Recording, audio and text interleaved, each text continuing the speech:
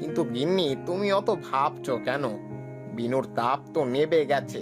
তখন তো দেখলুম বেশ হেঁটে চলে বেরোচ্ছে। গরমের সময় রোদে রোদে বেরিয়ে তাপ লেগে গেছিল। তুমি অত ভেবো নে। দিন দুয়েক পর ঘটক বাবুকে খবর দেব। কিন্তু মায়ের মন তো তোমার, তাই অত চিন্তা করছো।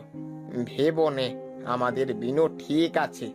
আর তোমার এই অবস্থায় এখন এত চিন্তা করা ঠিক নয় গিন্নি, ক্ষতি হতে পারে।